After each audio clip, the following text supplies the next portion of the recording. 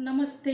मैं डॉक्टर वनिता त्र्यंबक पवार, सहायक प्राध्यापिका, स्वर्गीय अन्ना साहेब आर.डी. देवरे कला एवं विज्ञान महाविद्यालय मस्दी, हिंदी विभाग की ओर से आप सभी छात्र छात्राओं का हार्दिक स्वागत करती हूँ।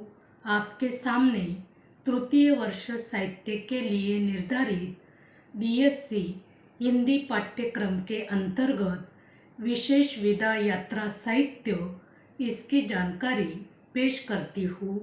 साहित्य की अलग अलग विधाएं होती हैं, जैसे कहानी, उपन्यास, नाटक, एकांकी, निबंध, रेखाचित्र, आत्मकथा, रिपोर्ताज।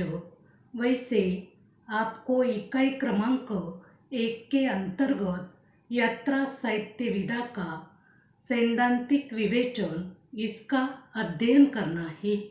इसके पहले आपको यात्रा साहित्य विधा का अर्थ मालूम होना चाहिए।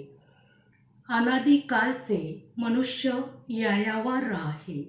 यायावर का मतलब यात्री। प्रकृति का उन्मुक्त सौंदर्य उसको आकर्षित करता है। मनुष्य के आंतरिक एवं बाह्य विकास के साथ यात्रा का घनिष्ठ एवं अटूट संबंध रहा है। इसी आधार पर यात्रा शब्द की निर्मिति हुई है। तो यात्रा शब्द की उत्पत्ति या धातु में स्ट्रन प्रत्यय लगाकर यात्रा शब्द बना है। व्याकरण के अनुसार यह स्त्रीलिंगी शब्द है।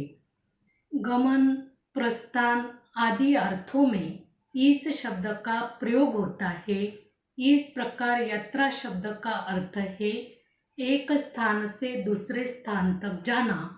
हिंदी में यात्रा के लिए गमन, प्रयाण, सफर आदि अनेक शब्दों का प्रयोग होता है।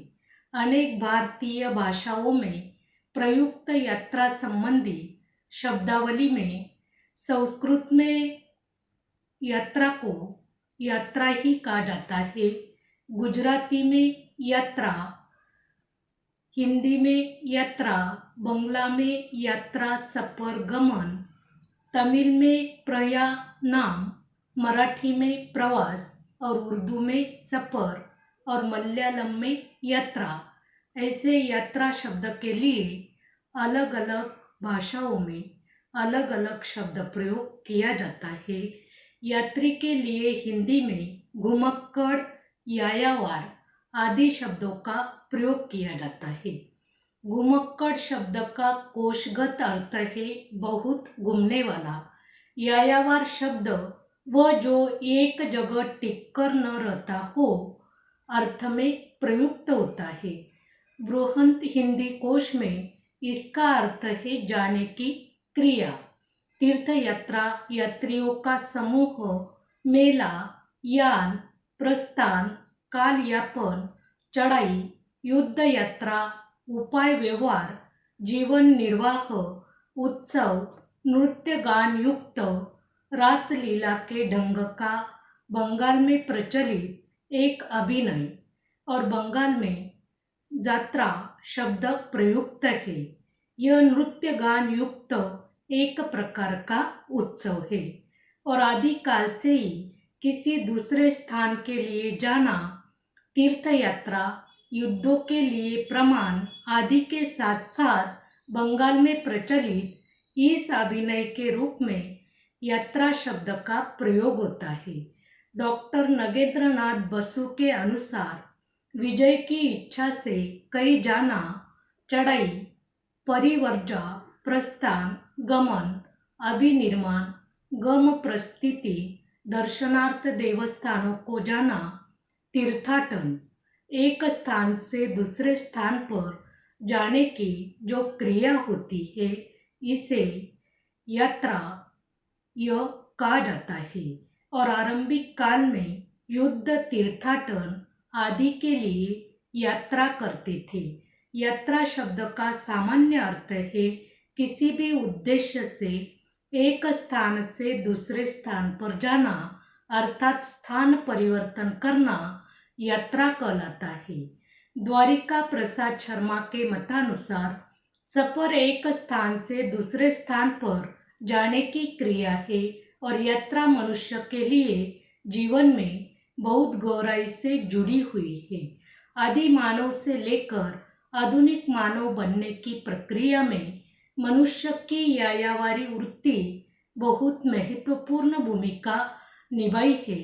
भोजन व आजीविका की खोज से लेकर ज्ञान प्राप्ति एवं सौंदर्य जैसे अनेक उद्देश्यों तक यात्रा मनुष्य की सहचरी रही है।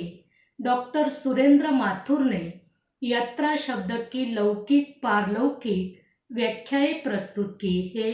इसी आधार पर यात्रा की परिभाषा बनाई गई है। यात्रा का जीवन से अविच्छिन्न संबंध है। जीवनगत आवश्यकताओं की पूर्ति के लिए वह सदैव से बड़े पर्वत, घनघोर जंगल और जलते हुए रेगिस्तानों की यात्रा करते आ रहा है। अर्थात प्रारंभ से मनुष्य भूख प्यास मिटाने के लिए यात्रा करता था, लेकिन बाद में आकर सभ्यता का विकास हुआ। मनुष्य की बढ़ती आवश्यकता के अनुसार यायावारी वृत्ति उसकी बनने लगी और सत्यदेव परिवारजन के अनुसार जो जातियां दूसरे देशों में भ्रमण करने नहीं जाती वह धीरे धीरे मृत्यु की ओर चलने लगती है। यात्रा शब्द गतिशील का रक्षक है और स्थिरता की मृत्यु। मनुष्य का सर्वांगीण विकास यात्राओं द्वारा होता है। महापंडित राहुल सांकृत्यायन के अनुसार घुमक्कड़ी एक रस है जो काव्य रूप से किसी तरह भी कम नहीं है। कठिन मार्गों को तय करने के बाद नए स्थानों पर पहुंचकर हृदय में जो भावोद्रेक पैदा होता है वह एक अनुपम चीज है।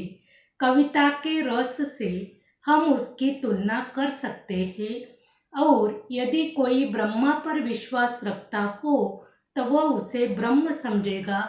जैसे रसो वैस रस ही लब्ध्वा आनंदी भवति। संक्षेप में कहे तो यात्रा का अनुभव की प्रगति का सोपान है।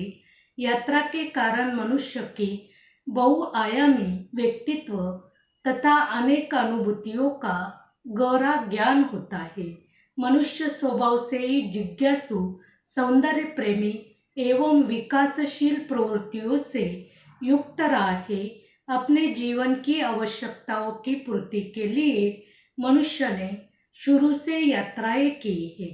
यात्रा के साधन चाहे कुछ भी रहे या हो, भ्रमण की प्रवृत्ति के द्वारा मनुष्य सामाजिक विकास तथा मनुष्य की आत्मीय उन्नति होती है। यात्रा से ही मनुष्य का विकास होता है। इस तरह प्रथम इकाई के अंतर्गत आज हमने यात्रा शब्द का अर्थ तथा उसकी परिभाषा, इसकी जानकारी प्राप्त की। इसके बारे में अगर आपके मन में कुछ सवाल या फिर कुछ सुझाव हो तो कमेंट बॉक्स में जरूर डालिए। धन्यवाद।